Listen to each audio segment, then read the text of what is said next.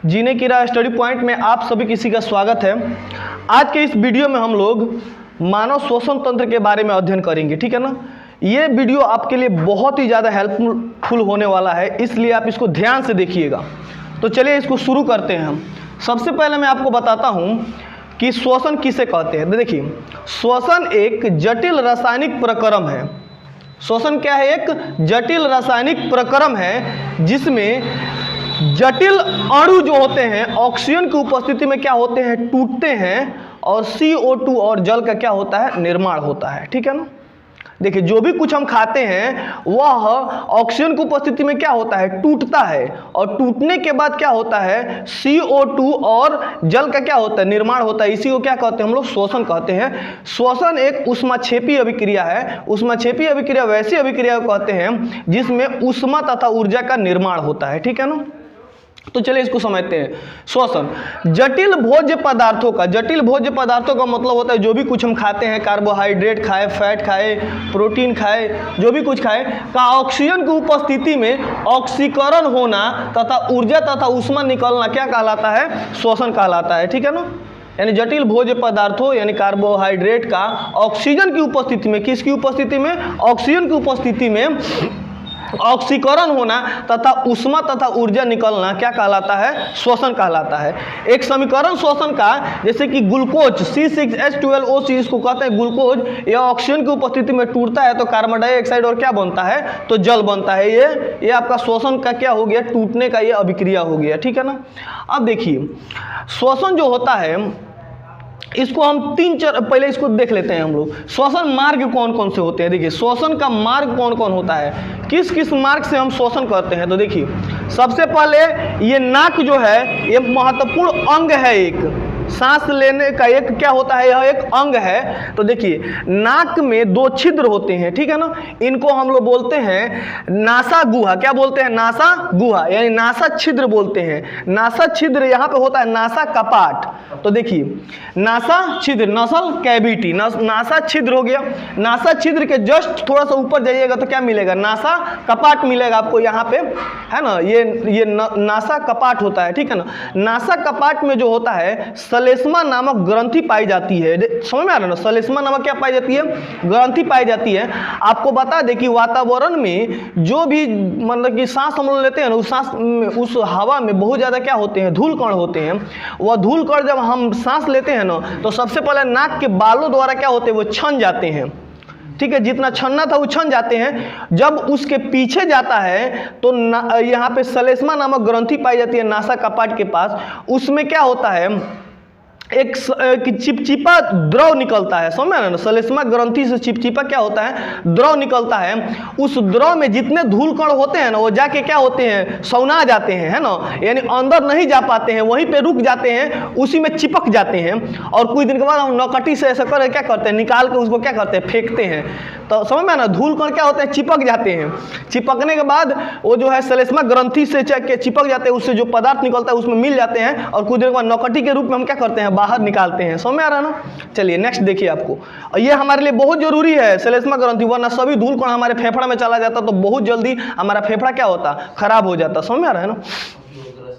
समझ में आ रहा है ना? उसके जस्ट बाद जो होती है ग्रसनी होती है, इसको फेरिंग्स के नाम से जानते हैं। ग्रसनी का मतलब होता है यहाँ पे ये जो लैरिंग्स होता है ना, कंठ के ऊपर का जो भाग होता है इसे हम लोग कहते हैं ग्रसनी, ठीक है ना। ग्रास नली नहीं, ग्रसनी, समझ में ना? ग्रसनी कहते हैं इसको। ग्रसनी के जस्ट यहाँ पे होता है लैरिंग्स। क्या होता है? लैरिंग्स हम लोग कंठ बोलते हैं। क्या बोलते हैं? कंठ बोलते हैं, स्वर तंत्र बोलते हैं। नहीं कहता लोग कंठ जो है भगवान छीन लिए हैं, तो ये कंठ क्या होता है? कंठ से ही हम लोग गाना गाते हैं। समझ में आ रहा है ना? कंठ में जो है ना वाइब्रेट होता है, वाइब्रेशन होता है। वाइब्रेशन के फलस्वरूप क्या होता है? ध्वनि क्या होती है? उत्पन्न होती है, और हम लोग स्वर का निर्माण होता है। तो इसको बोलते हैं स्वर तंत्र, लैरिंग्स बोलते हैं। समझ में आ रहा है ना? देखिए, यहीं पे जो है ना आपको बता देते हैं, यहाँ पे आपको एक एपिग्लाटिस नामक एक ग्रंथि पाई जाती है। ग्रंथि न एक मतलब कि एक पदार्थ का बना है, कार्टिलेज का बना हुआ एक छोटा सा भाग पाया जाता है, एपिग्लाटिस के नाम से जानते हैं। वो भोजन को और हवा को मार्ग प्रदान करता है, यानी भोजन और हवा यही से क्या होता है, कंट्रोल होता है। हालांकि ग्रास नली में हम लोग भोजन भी लेते हैं और सांस भी लेते हैं, वायु और खाना का मार्ग सेम है, लेकिन एपिग्लॉटिस क्या होता है, खाना के मार्ग को और वायु के मार्ग को क्या करता है, अलग करता है। हवा को फेफड़ा में भेजता है और खाना को क्या करता है, छोटी आंत में भेजने का काम करता है कौन, एपिग्लॉटिस। समझ में आ रहा है ना? तो चलिए समझते हैं। उसके नीचे क्या होता है, श्वास नली होता है। श्वास नली को हम लोग क्या कहते हैं, ट्रैंकिया बोलते हैं। श्वास नली को क्या बोलते हैं, ट्रैंकिया। ट्रैंकिया के बाद होता है ब्रोंक्यूस, और ब्रोंक्यूस के बाद होता है ब्रोंक्यूलस, और इसके बाद क्या होती है, एल्वियली। तो चलिए फिगर में मैं आपको समझा रहा हूँ, ध्यान से देखिए। ये आप लोग 2-3 चीज समझ गए, नासा छिद्र समझ गए, नासा कपाट समझ गए, नासा कपाट के बाद आप ग्रसनी समझ गए, ग्रसनी के बाद आप लोग जो है फेरिंग्स लैरिंग्स समझ गए, और इसको समझिए, ये है ट्रैंकिया। इसको क्या बोलेंगे, ट्रैंकिया। यह एक लंबी चौड़ी नली होती है, यह एक लंबी चौड़ी क्या होती है, नली होती है। यह कार्टिलेज की बनी होती है। कार्टिलेज का मतलब होता है कि उपास्थि, यानी यह थोड़ा मुलायम हड्डी होती है, और ये वाई आकार से आकर फेफड़ों में क्या होती है, खुलती है। देखिए वाई आकार का दिखाई दे रहा है ना, यह वाई आकार का आकर दोनों फेफड़ों में क्या होती है, खुलती है। यह हमारा फेफड़ा है, ये राइट फेफड़ा है, ये लेफ्ट फेफड़ा है। समझ में आ रहा है ना, ये फेफड़ों में आके खुलती है। तो बताइए ये क्या है, ये है आपका ट्रैंकिया, यानी क्या बोलते हैं इसको, इसको क्या बोलिएगा आप, ट्रैंकिया को अंग्रेजी हिंदी में क्या बोलिएगा, श्वसन नली है, श्वास नली है ना। ये उपास्थि की बनी होती है। तो श्वास नली जो होती है कुछ दूर के बाद आके यहाँ पे दोनों फेफड़ा में क्या होती है, खुल जाती है। दिखाई दे रहा है ना। तो इसको हम लोग कहते हैं ब्रोंक्यूअस। क्या बोलते हैं, ब्रोंक्यूअस। श्वसनी जिसको बोलते हैं हिंदी में ब्रोंक्यूअस बोलते हैं। और ब्रोंक्यूअस दूगो, ये दूगो में खुला तो इसको क्या कहेंगे, ब्रोंक्यूअस बोलेंगे। देखिए ये जो आ रहा है ना, इसको बोलेंगे हम लोग क्या बोलेंगे, इसको हम लोग ट्रैंकिया बोलेंगे, श्वसन नली बोलेंगे, ठीक है ना। और श्वसन नली आके इसमें दो भाग में बढ़ जाती है, इसको क्या बोलते हैं, ब्रोंक्यूअस के नाम से जानते हैं ना। और ब्रोंक्यूअस में भी छोटे छोटे क्या होते हैं, पेड़ के डाल की तरह क्या होते हैं, भाग निकले हुए होते हैं, जिनको हम लोग कहते हैं ब्रोंक होल्स, है ना, ब्रोंक्यूल है ना। ये ब्रोंक्यूअस या ब्रोंकाई, और ये ब्रोंक्यूलस के नाम से जानते हैं इसको। ये क्या है, ब्रोंकाई है। ये क्या है, ब्रोंकाई है। आ रहा समझ में ना, ये क्या है, ब्रोंकाई है, और ये क्या है, ब्रोंक्यूलस है।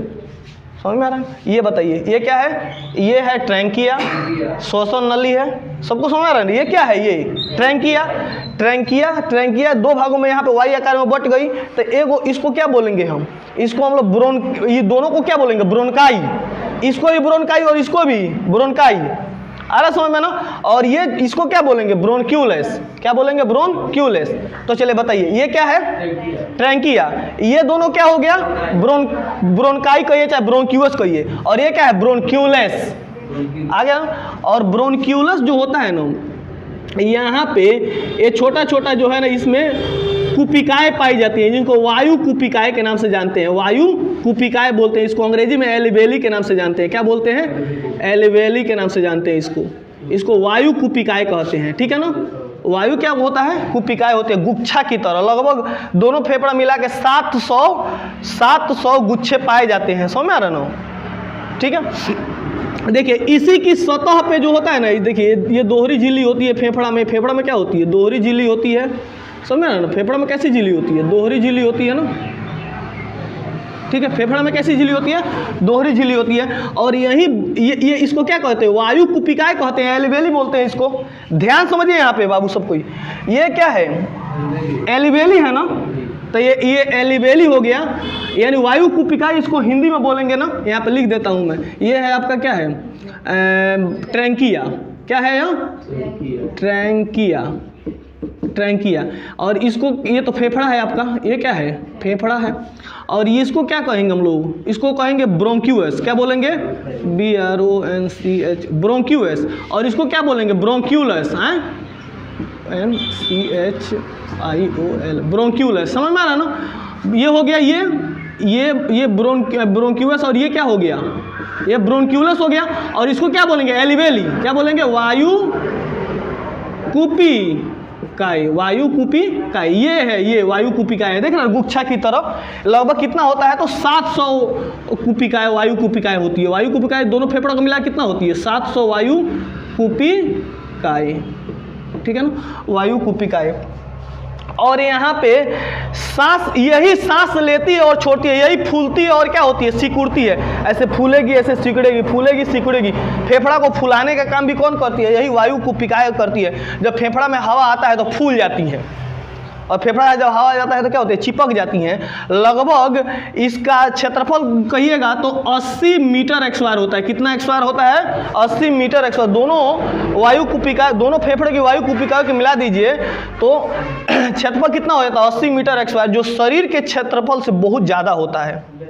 शरीर का जितना क्षेत्रफल होता है ना, उससे बहुत ज़्यादा होता है इन दोनों वायु कुपिकाओं का क्षेत्रफल। समझ में आ रहा है ना। तो चलिए अब आपको मैं बता रहा हूँ, देखिएगा ध्यान से। ये एलिबेली हो गया, ठीक है ना। और ये एलिबेली के जस्ट नीचे यहाँ पे देखिए, यहाँ पे ये यहाँ पे देख रहे हैं ना, ये ब्लड बहता है। इसके नीचे यहाँ पे क्या बहता है, ब्लड बहता है। ये एलिबेली जो देख रहे हैं ना, वायु कुपिकाएं के नीचे जस्ट क्या बहता है, ब्लड बहता है। ब्लड का मतलब होता है खून बहता है, ठीक है ना। अब इतना आप लोगों को समझ में आ गया। अब मैं आपको बता रहा हूँ 2-3 चीज़ें, समझिएगा।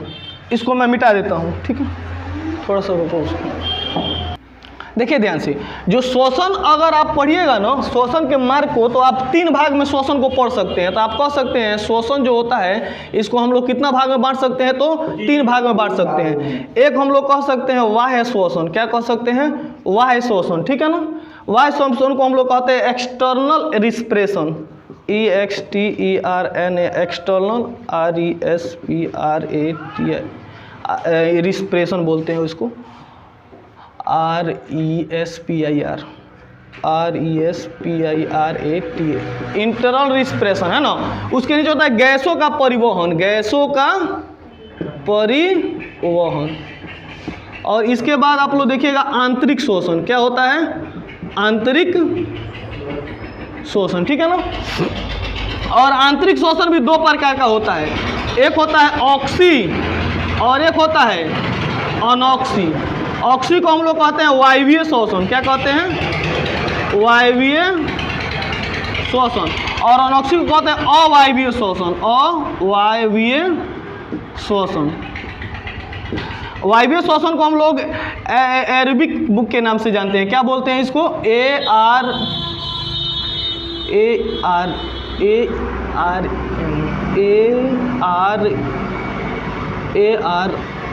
एरोबिक होता है, AEROB, एरोबिक रिस्पिरेशन। और इसको बोलते हैं NAERO, aerobic RESPIRATI, aerobic respiration, RESPIRA। समझ में आ रहा है ना। अब देखिए, और फिर ये भी ऑक्सी श्वसन 2 भागों में होता है, जिसको मैं बता रहा हूँ। अब देखिएगा ध्यान से, श्वसन जो होता है इसको हम लोग 3 चरण में पढ़ेंगे। एक आप लोग बाह्य श्वसन, तो देखिए बाह्य श्वसन क्या होता है, इसको आप लोग समझ लीजिएगा, ठीक है ना। इसको मिटा देते हैं, ठीक है।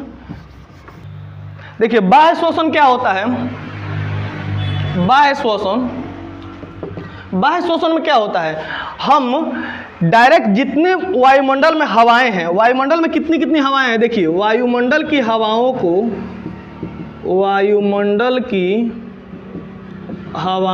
को शरीर के अंदर लेना तथा उसको छोड़ना बाह्य श्वसन कहलाता है। क्या कहलाता है, बाह्य श्वसन कहलाता है। अब इसको ध्यान से देखिएगा, वायुमंडल में जितनी भी हवाएं हैं उनको हम लोग फेफड़ों में लेते हैं और फिर हम लोग क्या कहते हैं, छोड़ देते हैं। इसी को क्या कहते हैं, हम लोग बाह्य श्वसन के नाम से जानते हैं। और देखिए सांस लेने में सबसे ज़्यादा मदद करता है डायफ्राम। ये यहाँ पे होता है, क्या है, डायफ्राम होता है, ठीक है ना। ये क्या होता है, डायफ्राम होता है। ये डायफ्राम क्या करता है, फेफड़ों को ऊपर ले जाने का काम करता है ना।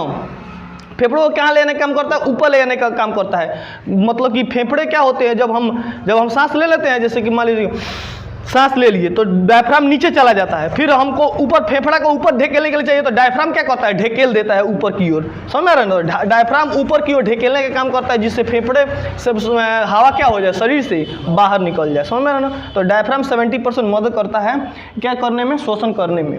अब देखिए, वायुमंडल की हवाओं को शरीर के अंदर लेना तथा उसको छोड़ना क्या कहलाता है, वाह कहलाता है। जैसे हम CO2 लेते हैं, जैसे O2 लेते हैं और कार्बन डाइऑक्साइड क्या करते हैं, बाहर निकालते हैं, तो यही प्रक्रिया क्या कहलाती है, वाह शोषण कहलाती है। यह सिर्फ यहाँ से फेफड़ा और फेफड़ा से बाहर जाने की प्रक्रिया होती है। जस्ट इसके बाद हम लोग पढ़ेंगे गैसों का वहन और आंतरिक शोषण हम लोग पढ़ेंगे। तो उसमें देखिए, सबसे पहले आप लोग बताइए वायुमंडल में कौन कौन कितनी गैसें हैं। वायुमंडल में कितनी गैसें हैं, 78% क्या है, नाइट्रोजन है। 78% क्या है, नाइट्रोजन है। लगभग ऑक्सीजन कितना परसेंट है, 21%। 21% क्या है, ऑक्सीजन है। 21% क्या है, ऑक्सीजन है। और 0.03% क्या है आपका, कार्बन डाइऑक्साइड है। क्या है, कार्बन डाइऑक्साइड है। और लगभग 0.5% आपका क्या है, जलवाष्प है। क्या है, जलवाष्प। ये हम लोग लेते हैं, ये क्या करते हैं, हम लोग सांस को लेते हैं। ये सांस क्या करते हैं, हम लोग लेते हैं, ठीक है ना। 78% हम लोग वायुमंडल में क्या है, 78% नाइट्रोजन है, नाइट्रोजन हम 78% ले लिए। ऑक्सीजन 21% क्या किए, ले लिए। कार्बन डाइऑक्साइड 0.03% हम लोग ले लिए। जलवाष्प 0.5% हम लोग क्या किए, ले लिए, ठीक है ना। अब छोड़ते कितना है, तो देखिए ये छोड़ते हैं, देखिए छोड़ते कितना है। एक बात मेरी याद रखिएगा, सांस लेने और सांस छोड़ने के बीच का अंतर 4 का होता है ना, 4% का होता है। यानी सांस लेते समय 4% और सांस छोड़ते समय 4% का क्या होता है, अंतर होता है। तो देखिए, नाइट्रोजन 78% लेते हैं तो 78% क्या करते हैं, हम लोग छोड़ देते हैं। इसमें कोई दिक्कत नहीं है, जितना लेते हैं उतना क्या करते हैं, छोड़ देते हैं। 21% ऑक्सीजन लेते हैं, लेकिन ऑक्सीजन को कितना परसेंट छोड़ते हैं हम लोग, 17% छोड़ते हैं। देखिए, अगर एग्जाम में आपको 16% भी मिल जाए ना, तभी वह भी सही है, क्योंकि वास्तव में ऑक्सीजन कितना होता है, 20 पॉइंट कुछ होता है वातावरण में, तभी ना अन्य गैसें आती हैं। लेकिन हम लोग 21% कह लेते हैं, तो 4% का जब हेर फेर होता है तो 17 कहिए चाहे 16% कहिए, कोई दिक्कत नहीं है। आ रहा समझ में ना। कार्बन डाइऑक्साइड कितना परसेंट छोड़ते हैं हम लोग, 4% छोड़ते हैं, क्योंकि ऑक्सीजन कार्बन डाइऑक्साइड क्या होता है, शरीर में ऑक्सीजन उधर मिल जाता है और कार्बन डाइऑक्साइड क्या होता है, ज़्यादा होता है। तो कार्बन डाइऑक्साइड कितना छोड़ते हैं, 4% छोड़ते हैं। जलवाष्प छोड़ते हैं अब हम लोग 6.5%। कितना परसेंट छोड़ते हैं, जलवाष्प को 6.5% छोड़ते हैं, जो हमें ठंडी के दिनों में दिखाई देता है। जैसे हम ठंडी के दिनों में भाप लेते हैं ना, तो ऐसे करते हैं तो भाप की तरह निकलता है हमारे शरीर से, समझ में ना। तो वह 6.5% क्या होता है, ये जलवाष्प क्या करते हैं, छोड़ते हैं, जलवाष्प छोड़ते हैं। समझ में आया आप लोग को। तो 78% ले लिए, 21% ऑक्सीजन लिए, 0.0 से कार्बन डाइऑक्साइड लिए, 0.5% क्या लिए, जलवाष्प लिए। और छोड़े कितना, 78% ऑक्सीजन छोड़े, 17% चाहे 16% क्या छोड़े, ऑक्सीजन छोड़े, और 4% कार्बन डाइऑक्साइड छोड़े, और 6.5% क्या छोड़े, जलवाष्प छोड़े। इतना समझ में आ रहा है आप लोग को ना। तो चलिए इसको आप लोग उतार लीजिएगा। नेक्स्ट देखिए आगे आप लोग। अब आगे सोचिए, बाह्य शोषण हो गया, बाह्य शोषण समझ गए आप लोग। अब समझिएगा आप लोग गैसों का परिवहन, ये टॉपिक एक है, गैसों का परिवहन। गैसों का परिवहन का मतलब क्या होता है, गैसों का परिवहन का मतलब होता है कि देखिए, हम लोग जो भी गैस लेते हैं, ठीक है ना, जो भी गैस यहाँ से मान लीजिए ये हम लोग गैस लिए, यहाँ से हम लोग गैस लिए, ऑक्सीजन गैस लिए, कार्बन डाइऑक्साइड गैस लिए, जो भी गैस लिए, ठीक है, वो हमारे सबसे पहले क्या आती है, ये यहाँ से होते हुए ये एल्वेली में आती है, वायु कुपिकाओं में आती है। वायु कुपिकाओं में आने के बाद देखिए क्या होता है, जब ये वायु कुपिकाओं में आती है तो यहाँ पे क्या होते हैं, ब्लड वेसल होते हैं, ब्लड, यहाँ पे ब्लड फ्लो होते हैं। ये ब्लड में क्या होता है, HCl होता है, सॉरी, ब्लड में क्या होता है, हीमोग्लोबिन होता है। क्या होता है, हीमोग्लोबिन होता है। हीमोग्लोबिन एक प्रोटीन होता है। हीमोग्लोबिन क्या होता है, एक प्रोटीन होता है, जिसकी वजह से खून का रंग कैसा होता है, लाल दिखाई देता है, ठीक है ना। हीमोग्लोबिन की वजह से ही रक्त का रंग कैसा दिखाई देता है, लाल दिखाई देता है, समझ में आ रहा है ना। और आपको बता दें हम कि हीमोग्लोबिन किसी भी मनुष्य के शरीर में कितना होना चाहिए, लगभग 14-13 होना चाहिए, है ना। या 12 भी रहेगा तो काम चल जाएगा, है ना। औरतों में थोड़ा सा हीमोग्लोबिन की कमी होती है ना। और ये हीमोग्लोबिन में क्या होता है, आयरन पाया जाता है। क्या पाया जाता है, आयरन पाया जाता है।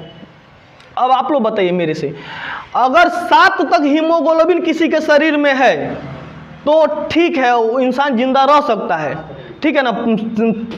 7 से जब नीचे जाएगा 6 तक तो थोड़ा सा धड़कन तेज हो जाती है, 5 तक आता है तो धड़कन और तेज हो जाती है। लेकिन जब 2 या 2.5 तक रहता है तो इंसान का चौक करने की आशा होती है। चौक करने का मतलब कि ज़्यादा उसको मरने का क्या हो जाता है, आशा हो जाता है। उस स्थिति में डॉक्टर कहता है कि आप ब्लड चढ़ाइए, आप समझ में आ रहा है ना। तो 2 या 3 तक रहेगा तो ब्लड चढ़ाने की जरूरत पड़ती है। 5 तक रहता है तो खिंचा जाता है, कहता है कि चलो चल जाएगा, खाना पीना आयरन सीसी लिख देता है, कहीं ब्लड बढ़ जाए तो बढ़ जाए। 7 तक रहे तब भी कमी है, लेकिन रहना कितना चाहिए, 14, 12, 13 रहना चाहिए हीमोग्लोबिन, ठीक है ना। तो यहाँ पे क्या होता है, हीमोग्लोबिन होता है। यहाँ पे क्या होता है, हीमोग्लोबिन होता है। यह हीमोग्लोबिन क्या करता है, यह हीमोग्लोबिन यहाँ पे जो हवा आया है, यहाँ पे जो हवा आया है, हवा देख रहे हैं आप लोग ना, इसमें जो हवा आया है इसमें से ऑक्सीजन को क्या करता है, पकड़ लेता है। ऑक्सीजन को क्या करता है, पकड़ लेता है। और ऑक्सीजन को पकड़ के पूरे सेल में ले जाकर बांटने का काम करता है कौन, हीमोग्लोबिन। यही समझना आप लोग को। देखिए हम लोग सबसे पहले नासा छिद्र के बाद नासा कपाट के बाद क्या होता है, ग्रसनी के बाद लैरिंग्स, ग्रसनी को ही हम लोग फेरिंग्स बोलते हैं। फेरिंग्स के बाद लैरिंग्स के बाद ट्रैंकिया के बाद क्या है, ब्रोंकाई बट गया ब्रोनक्यूलस, वाई आकार में। ब्रोनक्यूलस के बाद छोटा छोटा जो निकला रहता है उसको क्या, एलिवेली में को हिंदी में वायु कुपिकाएं कहते हैं। उसी में जाकर ऑक्सीजन जमा हो जाता है, लगभग 700 वायु कुपिकाएं पाई जाती है, मैंने बताया आप लोगों को। तो ऑक्सीजन जब जमा हो जाता है तो अब उसका मुलाकात किससे हो जाता है, हेमोग्लोबिन से। क्योंकि इसके ये सेंटर में यहाँ पे कथी बह रहा है, हेमोग्लोबिन बह रहा है ना। अब हेमोग्लोबिन का काम होता है, जब ये वायु कोष्ठक में जब हवा ऑक्सीजन आ गया तो ऑक्सीजन को उठा लेती है, अन्य गैसों को छोड़ देती है। किसको उठा लेती है, ऑक्सीजन को उठा लेती है। और ऑक्सीजन को उठा के ले पूरे सेल में क्या करती है, दे देती है। पूरे सेल में क्या करती है, दे देती है लेके, और पूरे सेल से फिर CO2 लेके और लाके फिर एलिवेली को देती है। एलिवेली क्या करता है, सांस के द्वारा क्या होता है, बाहर निकाल देता है। तो मेरी बात समझिएगा, वायु कुपिकाएं किसको उठा रही हैं, ऑक्सीजन को। वायु कुपिकाएं किसको उठा रही हैं, वायु कुपिकाओं के पास होता है हेमोग्लोबिन। हेमोग्लोबिन किसको उठाता है, ऑक्सीजन को। ऑक्सीजन को पूरे सेल को क्या करता है, ले आकर दे देता है ना। कहता है ऑक्सीजन आया, ले लो सबको, ऑक्सीजन सबको दे देता है। उधर से फिर सबसे क्या तहसील लेता है, कार्बन डाइऑक्साइड तहसील के ले आकर फिर किसको, वायु कुपिका देता है। वायु कुपिका करती है, उसको बाहर निकाल देती है, ठीक है ना। तो ये है गैसों का परिवहन, आप लोग समझ गए इसको। नेक्स्ट देखिए, अब आंतरिक शोषण के बारे में आप लोग पढ़िए। आंतरिक शोषण, तो आपको बता दें आंतरिक शोषण जो होता है वह कितने प्रकार का होता है, 2 प्रकार का होता है। एक होता है ऑक्सी और एक होता है अनऑक्सी। ऑक्सी को कहते हैं एरोबिक और अनऑक्सी को कहते हैं एनएरोबिक। इसमें ऑक्सीजन की जरूरत होती है। इसमें क्या होती है, ऑक्सीजन जरूरी होता है। इसमें ऑक्सीजन जरूरी नहीं होता है। ऑक्सीशोषण में ऑक्सीजन जरूरी होता है, अनऑक्सीशोषण में ऑक्सीजन जरूरी नहीं होता है। देखिए ऑक्सीशोषण जो होता है माइटोकॉन्ड्रिया में होता है। कहाँ पे होता है, माइटोकॉन्ड्रिया। और अनऑक्सीशोषण जो होता है ये होता है साइटोप्लाज्म में, CYTO साइटोप्लाज्म, साइटोप्लाज्म जिसको कोशिका द्रव बोलते हैं हम लोग। क्या बोलते हैं, कोशिका द्रव बोलते हैं, समझ में आ रहा है ना। तो अनऑक्सीशोषण कहाँ पे होता है, कोशिका द्रव में होता है, यानी साइटोप्लाज्म में होता है। और ऑक्सीशोषण कहाँ पे होता है, माइटोकॉन्ड्रिया में होता है।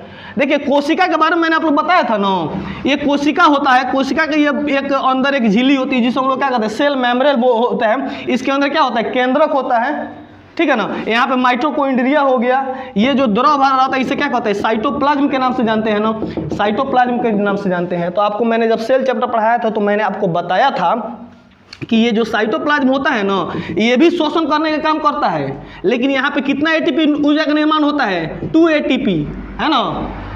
2 ATP ऊर्जा का निर्माण होता है ना। साइटोप्लाज्म में कितना ATP ऊर्जा का निर्माण होता है, 2 ATP ऊर्जा का निर्माण होता है। जबकि माइटोकॉन्ड्रिया में कितना ATP ऊर्जा का निर्माण होता है, तो 36 ATP ऊर्जा का निर्माण होता है। मैंने आपको बताया था समझ में बात आ रहा है ना आप लोगों को? देखिए ये जो साइटोप्लाज्म होता है ना, जो कोशिका द्रव भरा होता है, इसे क्या कहते हैं? साइटोप्लाज्म कहते हैं ना। तो साइटोप्लाज्म में कितना एटीपी ऊर्जा का निर्माण होता है? 2 एटीपी। और साइटोप्लाज्म में कौन शोषण होता है? अनऑक्सी शोषण होता है, एनएरोबिक शोषण होता है। साइटोप्लाज्म में अनऑक्सी शोषण होता है। अनऑक्सी शोषण किस में होता है? साइटोप्लाज्म में होता है। ऑक्सी शोषण किस में होता है? माइटोकॉन्ड्रिया में होता है। याद रखिएगा। बताइए साइटोप्लाज्म में क्या होता है? ऑक्सी शोषण। माइटोकॉन्ड्रिया में अनऑक्सी शोषण। ऑक्सी शोषण का मतलब होता है जिसमें ऑक्सीजन की जरूरी होती है, बिना ऑक्सीजन की उपस्थिति में जो होता है ग्लूकोज नहीं टूट सकता है, और इसमें ऑक्सीजन की जरूरत नहीं होती है, यानी इसलिए ऑक्सीजन जरूरी है, इसमें ऑक्सीजन जरूरी नहीं है। आ रहा समझ में ना? तो बताइए अनऑक्सी शोषण कहाँ पे होता है? साइटोप्लाज्म में, कोशिका द्रव में। कोशिका द्रव एक कोशिका का भाग होता है ना, माइटोकॉन्ड्रिया, ये जो है आपका क्या बोलते हैं इसको, केंद्रक।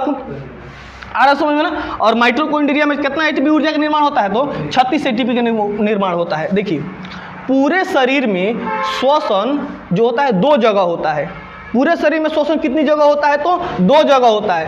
एक होता है साइटोप्लाज्म में, और दूसरा कहाँ पे होता है? माइटोकॉन्ड्रिया में। साइटोप्लाज्म में कैसा होता है? अनऑक्सी शोषण होता है, इसको अवायवीय शोषण कहते हैं हिंदी में।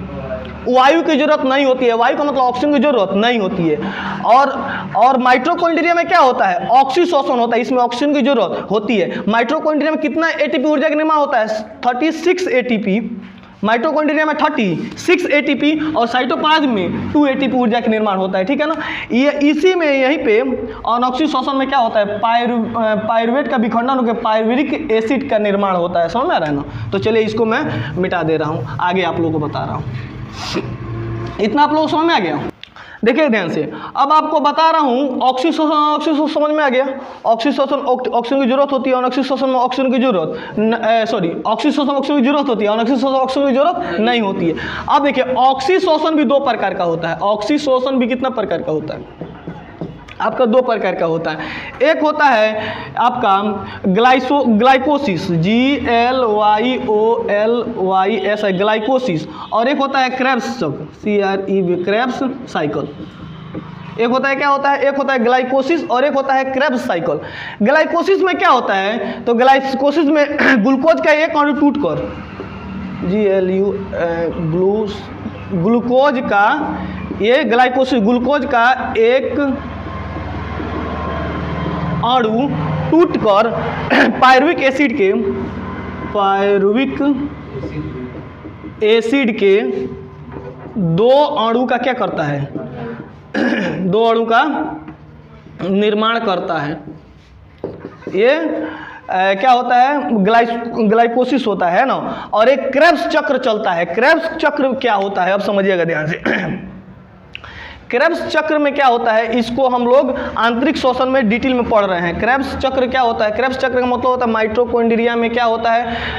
क्रेब्स चक्र का मतलब क्या होता है? शरीर से ऑक्सीजन गया और उसको वायु कुपिकाएं लेकर गई माइटोकॉन्ड्रिया में दे दी, कोशिका में ऊर्जा का निर्माण हो गया, वहाँ से CO2 को ले ली, CO2 को ले जाकर फिर किसको दे दी? वायु कुपिकाओं को दे दी। वायु कुपिका शरीर से क्या कर दी? बाहर चला दी।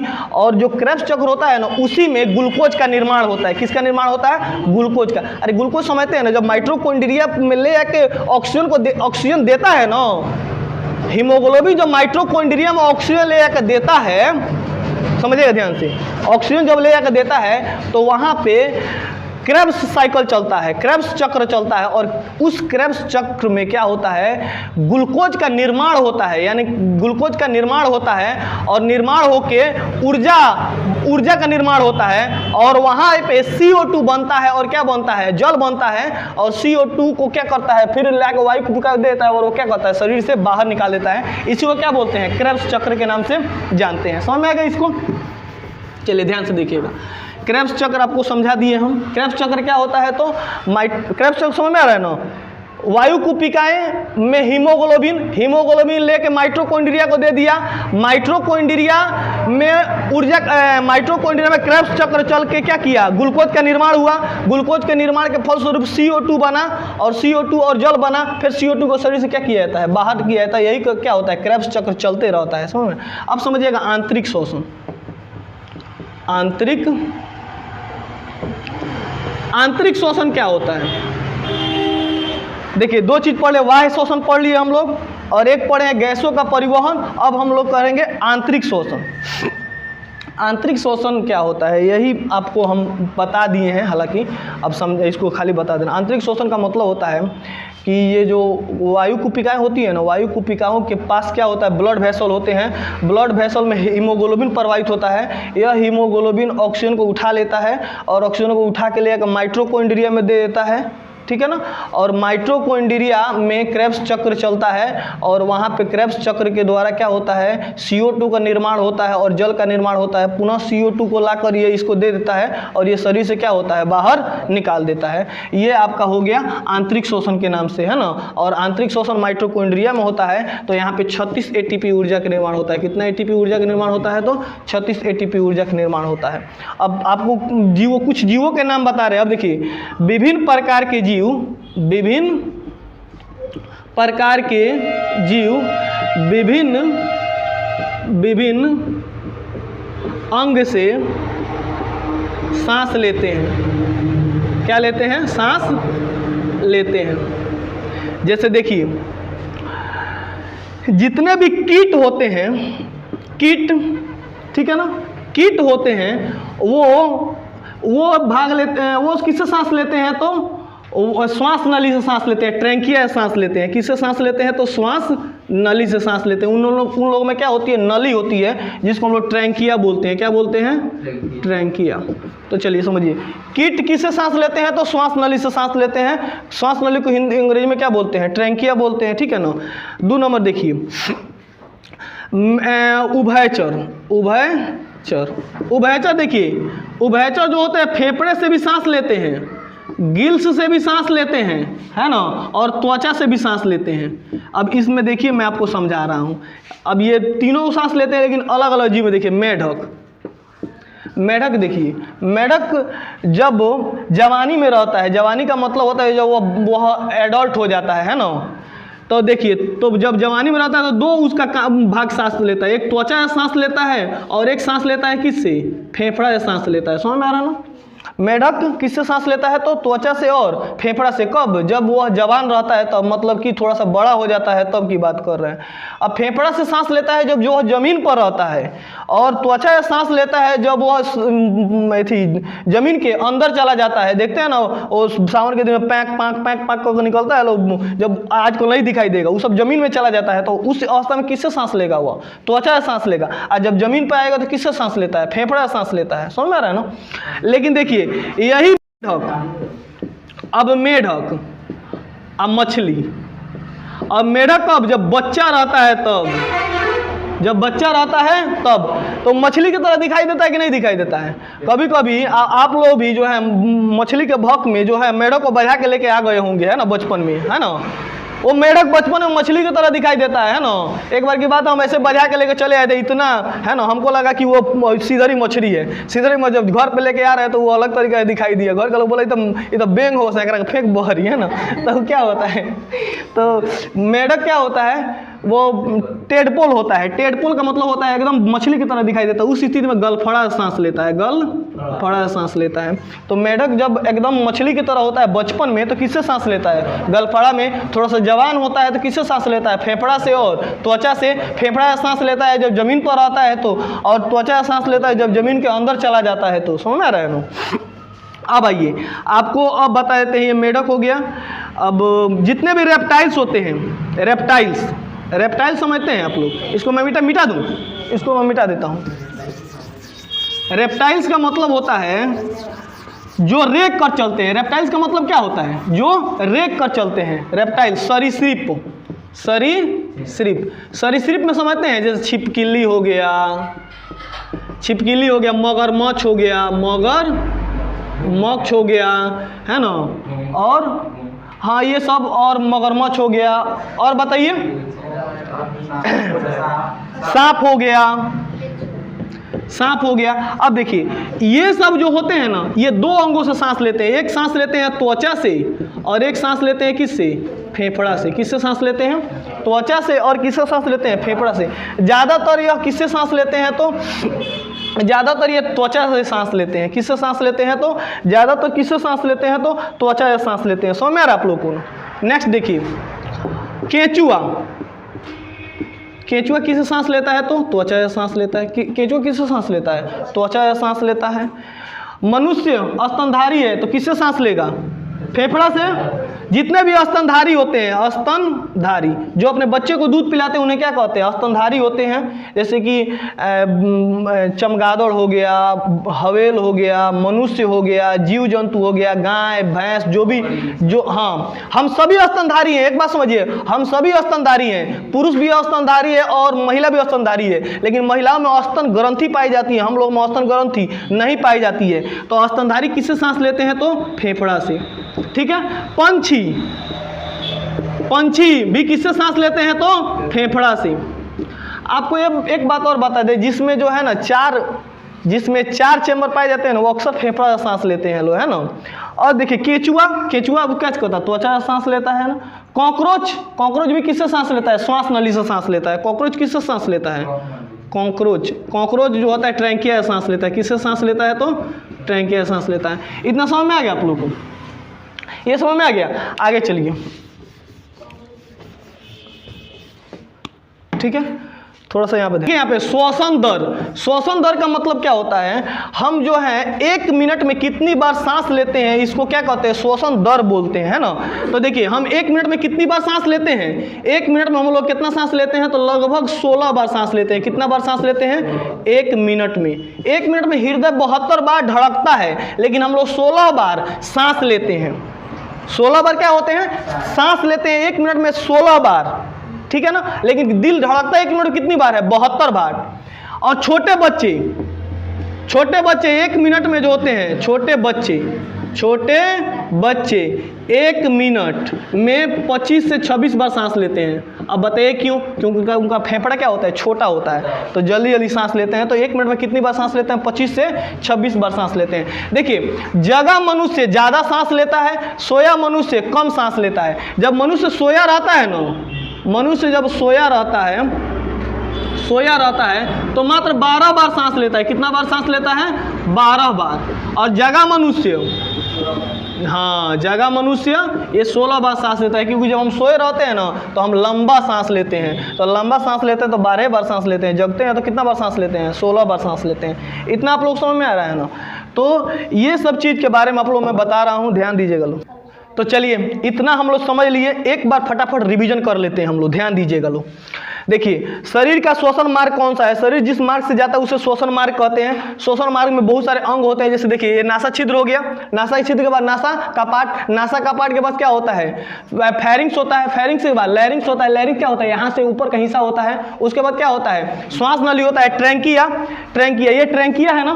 ट्रैंकिया के बाद देखिए, ट्रैंकिया में जो होता है सी शेप का एक आकृति का ये लगा होता है। ऐसे सी शेप का कार्टिलेज नाम का एक सी शेप का ये कार्टिलेज का बना हुआ उपास्थि का इसमें दोनों ओर लगा होता है। समझ में आ रहा ना। ये दोनों को पिचकने से क्या करता है? ये रोकने का काम करता है। ये पिचकने नहीं देता इसको, नहीं तो अगर पिचकने देता तो पता लगता था कि ऐसा सांस लिए हम लोग और ये पिचक गया, बस हो गया, इसी में मर गए हम लोग। समझ में आ रहा है ना। तो पिचकने ये क्या करता है? नहीं देता है। ये जाके इधर 2 भागों में खुलता है, जिसको हम लोग क्या कहते हैं? ब्रोंकाई बोलते हैं। इसको क्या कहते हैं? ब्रोंक्यूलस बोलते हैं। इसको एल्वियोली बोलते हैं। वास्तव में ऑक्सीजन हवा के कहाँ पे होता है? वायु कुपिका में आके भर जाता है। वायु कुपिकाएं के जस्ट नीचे क्या होता है आपका? ये हीमोग्लोबिन बहता है। हीमोग्लोबिन इसको क्या करता है? उठा लेता है। उठा के पूरे शरीर में क्या करता है? ले जाके शरीर में मुख्यतः किसको ले जाकर देता है? माइटोकॉन्ड्रिया में। माइटोकॉन्ड्रिया में क्रेब्स चक्र चलता है। क्रेब्स चक्र के द्वारा उसमें क्या होता है? CO2 बनता है। फिर CO2 उधर से तहसील के ले जाके किसको देता है? वायु कुपिकाएं को देता है। वायु कुपिकाएं सांस बाहर जब छोड़ते हैं तो क्या करती है? दे देती है। समझ में आ रहा है ना। समझ में आ गया सबको इतना। अब यहाँ से समझने के बाद हम लोग 1-2 चीज़ समझे। यहाँ पे देखिए, ये जो हीमोग्लोबिन होता है ना, हीमोग्लोबिन ये जो होता है ना, बहुत ही थोड़ा सा ये अजीब टाइप का इंसान है यह। अब इसको समझो कैसे। इसको हेमोग्लोबिन को जो है ना ऑक्सीजन इसको फेवरेट होता है ना, क्योंकि ऑक्सीजन आता है तो ऑक्सीजन को लेके भागता है तेजी में। जैसे यहाँ से सांस लिया ना, ऑक्सीजन मिलता है और ऑक्सीजन को पकड़ लेता है तेजी में। अब भागने लगता है, दौड़ने लगता है, पीछे पीछे दौड़ने और दौड़ के जाके सभी दे देता है सेल्स को। कहता है ऑक्सीजन है, ले लो, सबको बांट देता है। और उधर से कहता है का माइटोकॉन्ड्रिया में जब CO2 बन जाता है, कहता है कि CO2 दो CO2 लाओ हमको। CO2 सबको ले लेता है, फिर ले आके इसको दे देता है, ये बाहर छोड़ देता है। ये ले लिया, ऑक्सीजन ले लिया और लेकर सभी कोशिकाओं को दे दिया, फिर CO2 तहसील के फिर लिया वायु कोशिकाओं को दे दिया, ये क्या करिए बाहर निकालिए। लेकिन कभी कभी क्या होता है, आप लोग बचपन में सुने होंगे लोग कि कोई आदमी पेड़ के नीचे सोता है या रूम में सोए रहता है, अचानक वो मर जाता है। अब ऐसा क्यों होता है? देखिए, जब भी कोयला वोयला जलाइएगा या आप गाड़ी से धुआं वो निकलेगा, कोयला वाला जलाइएगा और रूम में जब सोइएगा तो एक गैस निकलता है जिसका नाम होता है कार्बन मोनोडाइऑक्साइड गैस। वह कार्बन मोनोडाइऑक्साइड गैस काफ़ी खतरनाक होती है, समझ में आ रहा है ना। या पेड़ के नीचे जब हम सोते हैं रात में, तो पेड़ दिन में ऑक्सीजन छोड़ता है लेकिन रात में क्या करता है, कार्बन डाइऑक्साइड छोड़ता है और कार्बन मोनोडाइऑक्साइड गैस छोड़ता है। तो अक्सर पेड़ के नीचे कभी आदमी सोता है तो वो मर जाता है। लोग कहते हैं भूत जो है ना ऊपर से उतर के नटी दबा दिया है, ऐसा कोई बात नहीं होता है। देखिए क्या होता है, समझिए ध्यान से। पेड़ के नीचे जो होता है ना, जब रात में जो है ना कार्बन मोनोडाइऑक्साइड छोड़ता है, कौन चीज़ छोड़ता है, कार्बन मोनोडाइऑक्साइड गैस छोड़ता है। यह कार्बन मोनोडाइऑक्साइड गैस क्या होती है, बहुत ही खतरनाक गैस होती है। या कोयले से जो गैस निकलती है ना, जो धुआं निकलता है उसमें कार्बन मोनोडाइऑक्साइड गैस होती है। अब देखिए, अगर वह गैस हम सांस लिए और सांस लिए तो जस्ट कहाँ पे आ गया, एल्वेली में आ जाता है, वायु कुपिकाएं में आ जाता है। वायु कुपिकाओं में हीमोग्लोबिन रहता है, हीमोग्लोबिन का चाहिए ऑक्सीजन, लेकिन ऑक्सीजन से ज़्यादा फेवरेट कौन हो जाता है, कार्बन मोनोडाइऑक्साइड गैस हो जाता है। है ना, ये कहता है कि तुम हटो। अब जब कार्बन मोनोडाइऑक्साइड गैस आता है ना तो कहता है ऑक्सीजन तुम भागो, तुमसे ज़्यादा हमसे किससे प्रेम है, कार्बन मोनोडाइऑक्साइड से प्रेम है। कार्बन मोनोडाइऑक्साइड से कहता है आ जाओ, तो उसको ले लेता है और लेके और सबको ले जाकर बांटता है, कहता है ले लो ऑक्सीजन आया है। और सब कुछ समझता है कि बार बार ऑक्सीजन लेके आता है, आज भी ऑक्सीजन लेके आया है, लेकिन वो कथी बांट रहा है, कार्बन मोनोडाइऑक्साइड गैस बांट रहा है। वो लोग फटाफट लेने लगते हैं लोग, और लेने लगते हैं तो सारा शरीर में ले लेते हैं लोग, कुछ देर के बाद क्या होता है, खत्म हो जाते हैं लोग। तो कार्बन मोनोडाइऑक्साइड जहरीली गैस होती है, फेफड़ा द्वारा सूख ली जाती है। ये हीमोग्लोबिन, सभी हीमोग्लोबिन मिल जाती है ना, और हीमोग्लोबिन मिलने के कारण क्या हो जाता है, इंसान की मौत हो जाती है। तो ये समझ में आ गया आप लोगों को ना। चलिए इसको ध्यान समझिएगा। तो यहाँ पे कार्बन मोनोडाइऑक्साइड गैस क्या होती है, सबके द्वारा ले ली जाती है। इस प्रकार जो होता है गैसों का आदान प्रदान शरीर में हो जाता है ना। यहाँ मैंने आपको पूरा श्वसन तंत्र अच्छा तरीक़े से समझा दिया, समझ में आ रहा है ना। यहाँ से एक भी क्वेश्चन आपका नहीं छूटेगा। आप इसको वीडियो को बार बार देखिएगा, इसको समझने का प्रयास कीजिएगा, समझ में आ रहा है ना। तो आई होप डेट आपको समझ में आया होगा। अगर ये आपको अच्छा लगा होगा तो एक बार इसमें कमेंट कीजिएगा आप लोग, है ना, कि सर कुछ और वीडियो बनाइए, मैं आपको बना के दूंगा, ठीक है ना। और अगर अच्छा लगता है तो आप इसको सब्सक्राइब कीजिएगा, ठीक है ना, और इसको शेयर कर दीजिएगा ताकि दूसरे बच्चे भी इसको देख सकें। ओके, थैंक यू, जय हिंद।